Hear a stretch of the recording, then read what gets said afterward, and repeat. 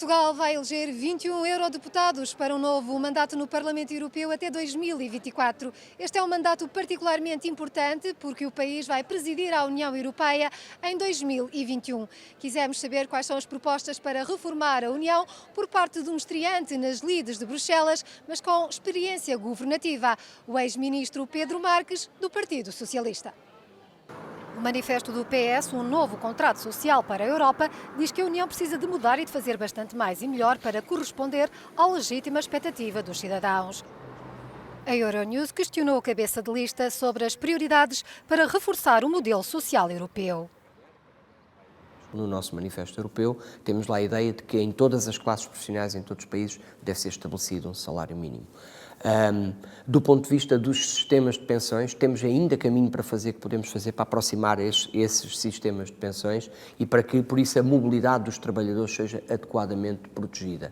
Há caminho para fazer, por exemplo, numa dimensão essencial, que está totalmente ausente, aliás, do programa do Partido Popular Europeu, para mim, de uma forma incompreensível, que é nesta dimensão da convergência e coesão. Há caminho para fazer no completar do orçamento da zona euro.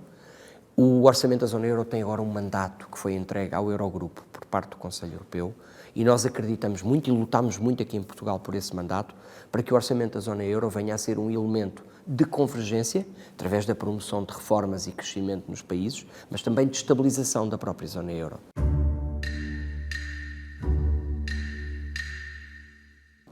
Já desde a criação do euro, mas depois com muito mais expressão durante a crise financeira e na resposta à crise financeira, acentuaram-se muitas desigualdades na Europa. E durante demasiado tempo, os cidadãos europeus deixaram de ver resultados nas suas vidas, em particular as classes médias e os jovens, deixaram de ver resultados concretos nas suas vidas das várias políticas públicas que os vários governos iam implementando. E se as pessoas se sentirem em situação mais frágil, de maior insegurança, se sentirem maior risco em relação ao seu emprego, estarão talvez mais disponíveis para esses partidos, para esse, como eu costumo dizer, canto de sereia dos nacionalistas ou dos extremistas. Nós construímos a União Europeia como um projeto de paz, fizemos esse projeto a partir da cooperação económica para que os países deixassem de ter qualquer estímulo a tensões entre eles, tensões bélicas, mas logo desde o início construímos, ao lado da cooperação económica, construímos um modelo social europeu. E perdemos muitos dos elementos mais críticos do modelo social europeu nas últimas 2 décadas. Cresce mais agora esta primeira proposta do que foi o crescimento que se conseguiu na negociação do quadro anterior, mas não estamos satisfeitos. Nós sabemos que há determinados setores de atividade, as multinacionais do digital ou do setor financeiro, ou são tributadas de uma forma coordenada, ou não são tributadas de todo, como nós sabemos. Portanto, nós defendemos, de facto, uma discussão e um avanço para a existência de receitas próprias ao nível europeu, taxando de modo coordenado este conjunto de empresas que, de outra maneira, não estão sequer a pagar grandes impostos e estão até a concorrer com as nossas pequenas e médias empresas.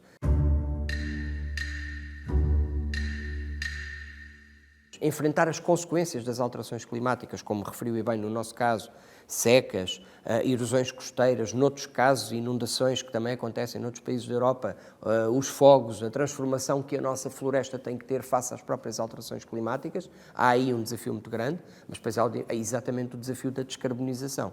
E aí, na questão das energias limpas, na questão das energias renováveis e na descarbonização do setor dos transportes, só para lhe dar 2 exemplos muito concretos, há um mar de políticas que podem ser implementadas, mas somos, de facto, um dos países liderantes em matéria de produção a partir de renováveis. É preciso fazer muito mais na Europa toda e depois sermos muito mais eficientes exatamente nessa transporte e distribuição dessa energia renovável, mas temos tanto para fazer do lado do setor dos transportes.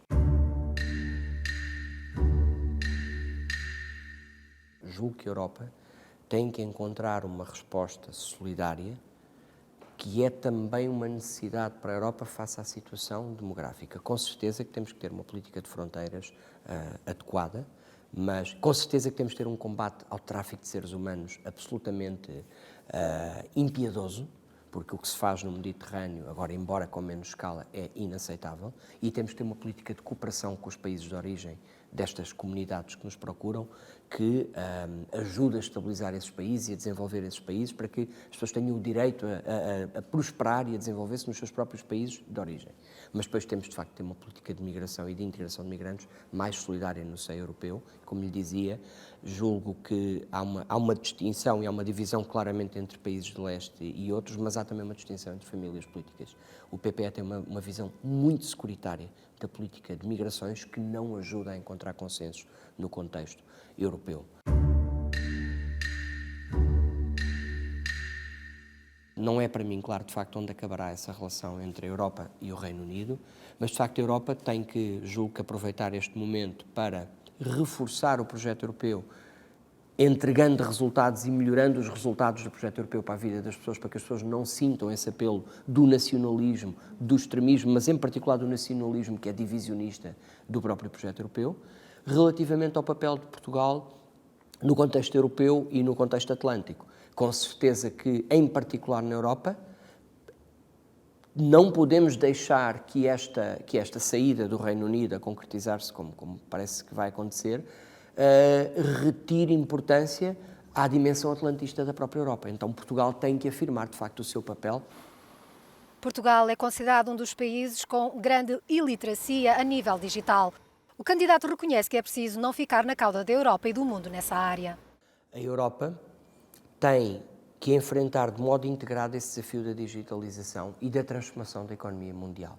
A Europa, aliás, perdeu competitividade relativa em relação aos grandes blocos mundiais, julgo que também em boa medida, por ter tido uma política muito forte no setor da ciência, nomeadamente, mas por ter tido pouca capacidade de transformar essa ciência em inovação nos processos produtivos. Portugal tem que liderar, de facto, esse esforço e, tendo certamente como prioridade no próximo ciclo de programação a questão da literacia dos cidadãos e das pequenas, literacia digital de cidadãos e pequenas e médias empresas. É um desafio nosso esse, mas há um desafio muito maior da Europa para, de facto, não ficar para trás na transformação da economia mundial.